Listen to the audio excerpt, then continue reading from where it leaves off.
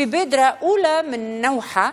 الترجي الرياضي التونسي اللي يحتفل بالمئوية متاعو وزار السجون التونسية بمناسبة كما قلت لكم الاحتفالات هذه، وشاف محبي الترجي وكانت زيارة طريفة. نشوفهم بعض.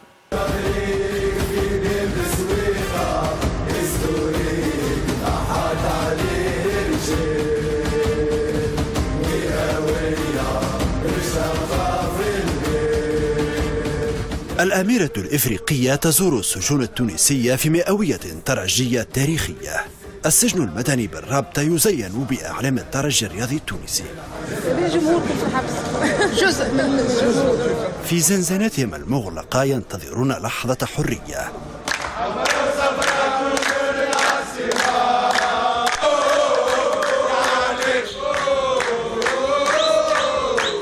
أغاني وأهازيج تهز السجن لحظة دخول كأس رابطة الأبطال إلى بيوتهم. مساجين شبان متعطشون لفرقهم الرياضية. بادرة الترجي لاقت استحسان السجناء الذين عاشوا التتويج وراء القضبان. نعديو في الحبس بالبارتيات وجونا امريكا نتفرجوا في كل شيء. برشا ناس وجعتها وبرشا ناس غاضتها بسببهم هما في الحبس.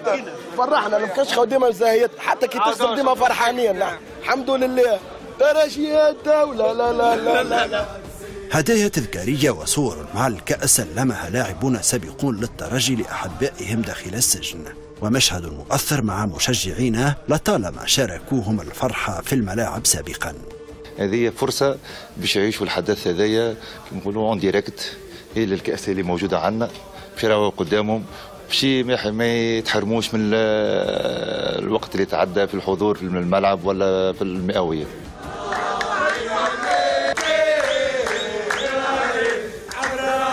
جمعية أحباء الترجي صاحبة المبادرة تقاسمت الفرحة مع جماهيرها في السجن في رسالة مفادها بأن الفريق لم ينسى محبيه بما فيهم السجناء في مئوية بدأت الاحتفالات بها منذ أيام. لابد نجيو للسجون، لابد ندخلوا الناس وين هم موجودين، أينما وجد المكشخ نحن بحثه. واليوم كانت ما تتمش فرحتنا بالكل كان ما جيناش للسجن هذايا وسجون أخرين كان لازم. السجين والسجان اقتسما لحظات منعشة وجمعتهم لحظات حميمية مع فريقهم، وتلاقف هدايا الفريق والصور في سجن يوفر للسجناء باقة القنوات الرياضية العالمية التي تبث مباريات كرة القدم. فما جمهور كبير من متابعي كرة القدم الترجي الافريقي كلهم موضعين بالسجون، وفي السجن عندنا حتى البين سبور والمساجين يتبعوا معناها المباريات لكرة القدم الكل.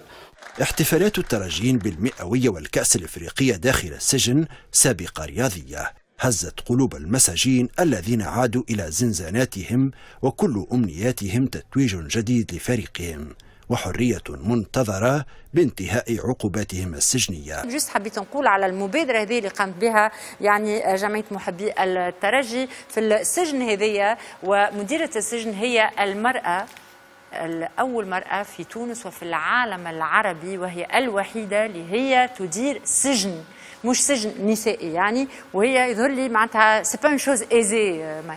سيدة ليلى جديدي أنا نحييها اللي خلت الكاميرا نتاعنا يدخلوا، اللي خلت يعني تعطي شوية فرحة للناس ابخي تو لا بريزون. حتى أنا قلت بها الدنيا منظمة هكايا من غير ما نعرف. بان سي لا سول فام دون لو موند أراب اللي هي مديرة سجن مدني.